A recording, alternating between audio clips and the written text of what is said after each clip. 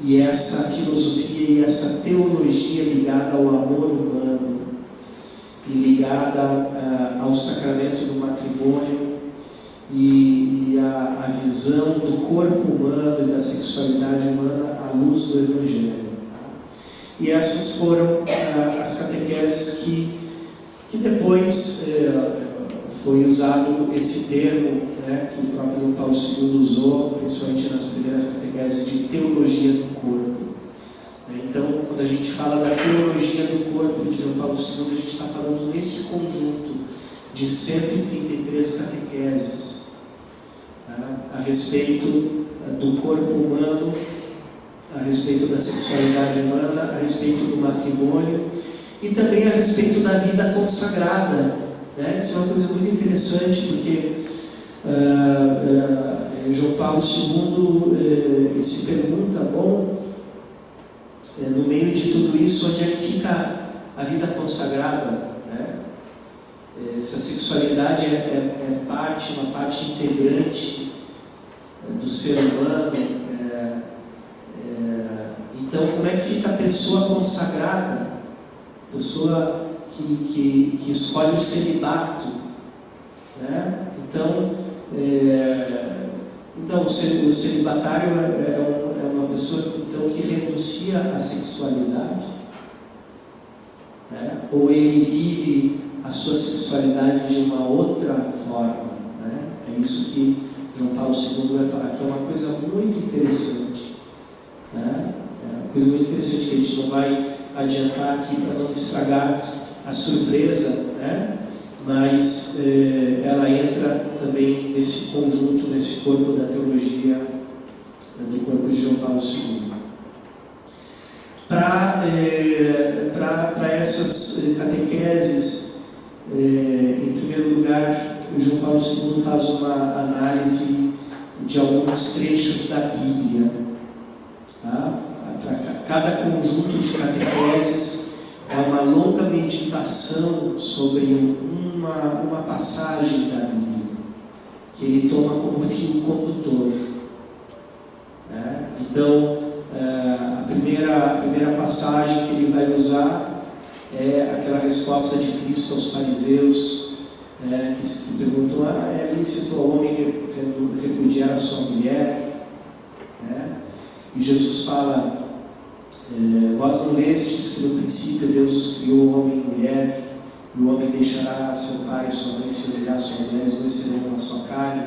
Portanto, aquilo que Deus uniu, o homem não separe, né? Então, mas por que Moisés deu a carta de divórcio? Moisés permitiu por causa da dureza dos nossos corações, mas no princípio não era assim. Então, Jesus que volta ao princípio. Então, assim, todos os ciclos de catequese sobre teologia do corpo, são 6 ciclos, eles tomam como ponto de partida a análise de alguma passagem bíblica, principalmente os primeiros 3, né? Os outros vão ampliar um pouco, também vamos usar a Sagrada Escritura, mas os primeiros 3 têm essa forma de uma meditação bíblica. Depois, uma outra base é a antropologia cristã, essa antropologia integral, de dizer, o ser humano não é só corpo, não é só alma, mas é uma unidade de corpo e alma.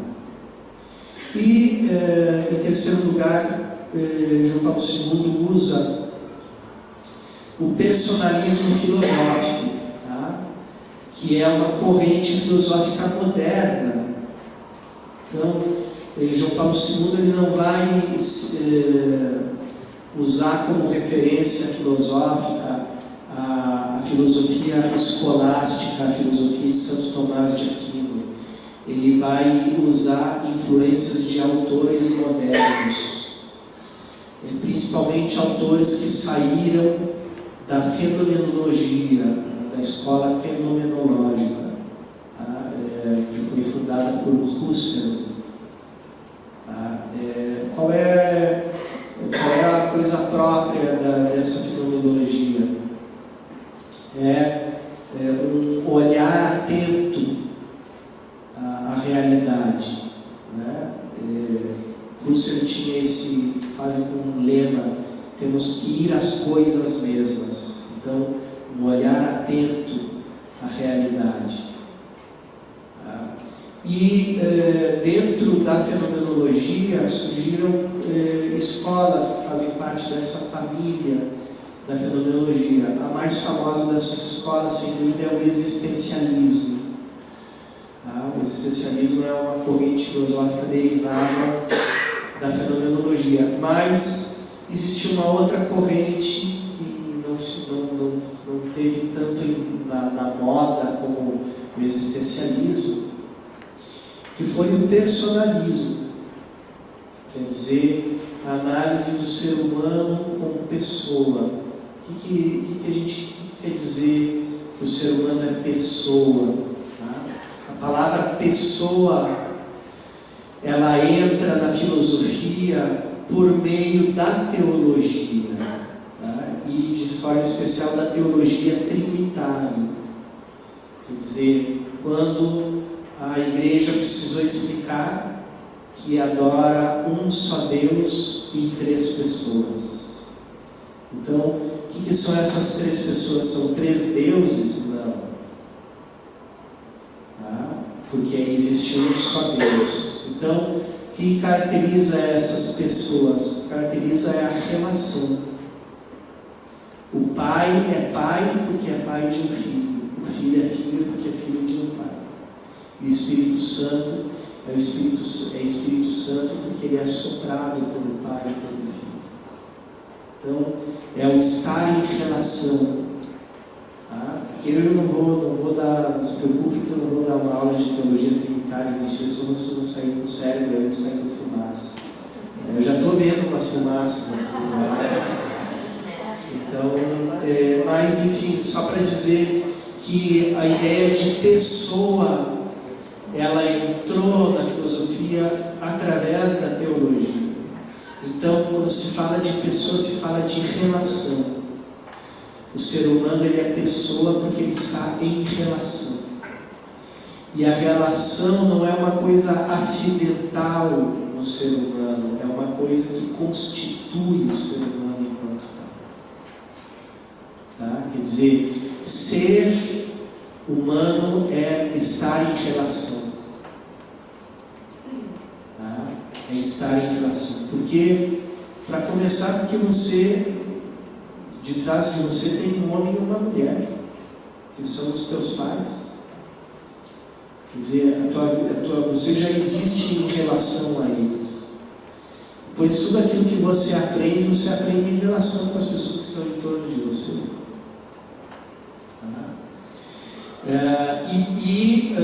De uma forma muito especial, e aí João Paulo II vai desenvolver tudo isso, o corpo humano, e principalmente o corpo humano no sentido de corpo sexuado humano, ele leva a marca da relação, porque o corpo sexuado é um corpo aberto à relação. Então, o ser humano, ele é relacional já a partir do corpo. Porque o corpo masculino é para o feminino, e o feminino é para o masculino. Não se entende um sem o outro. Mas isso aí a gente vai ver, né, bastante coisa que ele vai explicar. Então, personalismo é isso, é usar o instrumental da fenomenologia para falar do ser humano como pessoa, ou seja, do ser em relação.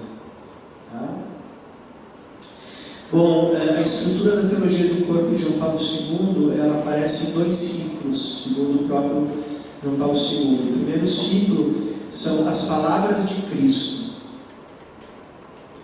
As palavras de Cristo.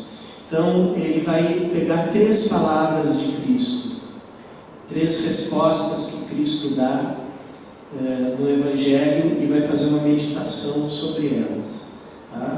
A primeira é: Cristo se refere ao princípio. Quando perguntam para ele, o homem pode mandar embora sua mulher? Jesus fala, mas espera aí, no princípio não era assim. Tá? Então Jesus se refere ao princípio, ou seja, ao Gênesis, a intenção criadora de Deus, o que Deus tinha em mente quando criou o ser humano, qual era o projeto original, que depois foi estragado pelo pecado. Qual era o projeto original? Então, João Paulo II toma pé dessa referência. Né? Depois, num outro conjunto de catequeses, ele se refere ao coração humano. Cristo se refere ao coração humano. O que ele pega aí? Ele pega aquele ensinamento do Sermão da Montanha, onde Jesus fala: em verdade vos digo, quem olha com mau desejo para a mulher já adulterou com ela no seu coração. Então, o que há nesse coração do homem, nesse coração adúltero do homem? Tá? Então, toda uma análise sobre esse mau desejo que existe no coração humano. E depois, as palavras de Cristo com relação à ressurreição. Cristo se refere à ressurreição. Quando os saduceus perguntam para ele, contam aquela história para ele, né? A mulher casou com 7 irmãos, não teve filho com nenhum deles, depois ela morreu. Quando tiver a ressurreição da carne, né? Se é que existe ressurreição, porque os saduceus eram um partido judaico que negava a ressurreição da carne. Para eles só existia a vida presente, não existia a vida após a morte dos saduceus. Então eles diziam, bom, e aí essa mulher vai estar casada com 7 homens? Que aberração é essa? A mulher vai ter 7 maridos na outra vida? Que bagunça é essa? Então Jesus se refere à ressurreição dizendo, não, vocês não entenderam nada. Na vida futura, os homens não vão nem se casar, nem se dar em casamento, vão ser como anjos. Tá? Então, João Paulo II vai falar sobre esse estado da ressurreição. Veja que aqui a gente tem o passado, de alguma forma, né? Passado, presente e futuro.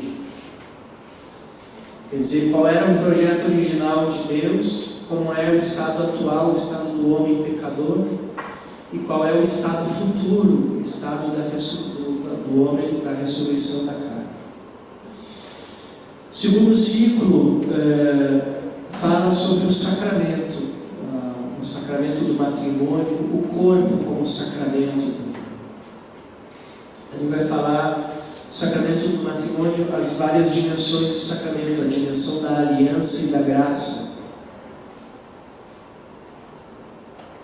Aqui ele vai falar também do celibato pelo reino dos céus. Ele também vai tratar sobre isso. Em que sentido, dentro da visão e do plano de Deus sobre a sexualidade humana, onde é que se encaixa o celibato e a vida consagrada e a virgindade consagrada a Deus. Depois vai falar do sinal, a dimensão do sinal, o corpo como sinal, a linguagem do corpo. O corpo nos fala. O corpo não é uma página em branco que a gente pode escrever o que quiser em cima dela. O corpo tem uma mensagem para nós. O nosso corpo nos diz uma coisa importante que a gente deve escutar. Tá? Então, a dimensão do sinal. E depois, também, deu-lhes a lei da vida como herança, né? Uma outra citação, em que João Paulo II vai falar sobre um tema espinhoso, mas que de alguma forma toda a teologia do corpo dele serve de fundamento para falar sobre esse tema que gerou uma enorme polêmica, tá? Que é o tema da contracepção, o tema dos anticoncepcionais, tá? Que gerou praticamente um cisma, o que alguns chamam de cisma moral dentro da igreja, um cisma silencioso, porque Paulo VI enunciou um princípio na sua encíclica Humanae Vitae, a respeito dos anticoncepcionais e do problema ético dos anticoncepcionais, do uso, da regulação artificial, do impedimento da concepção. Só que Paulo VI, de alguma forma, faltou completar o ensinamento dele com uma fundamentação mais ampla, porque as pessoas da época, ao lerem a encíclica, entenderam: isso aqui simplesmente é o Papa dizendo não, mas por que não? Por que não? Então, justamente é essa pergunta, por que não, que João Paulo II procura resolver com toda a sua teologia do corpo, e em especial com essa última parte do ciclo sobre o sacramento, e um comentário sobre a Humanae. Então, essa é um pouco a visão geral do que é a teologia do corpo de João Paulo II. Acredito que o ensinamento dele é de muita utilidade e até quase diria de uma urgência no mundo de hoje, porque nós cristãos temos que nos posicionar de alguma forma, temos que tomar uma posição, e essa posição nós temos que tomar a partir da nossa identidade cristã. Então, é esse o convite que João Paulo II, São João Paulo II nos faz, de escutar a palavra de Deus, meditar ela profundamente com a nossa fé, mas também com a nossa razão, para que a gente possa dar ao mundo a razão da nossa esperança e voltar a ser no mundo esse povo que ama o corpo, mas que ama o corpo de verdade, como criação de Deus, como redimido por Cristo e chamado à glória de Deus. E acabou a introdução. Entrou por uma porta e saiu pela outra. Quem quiser, pode ir. Não sei se alguém tem alguma pergunta.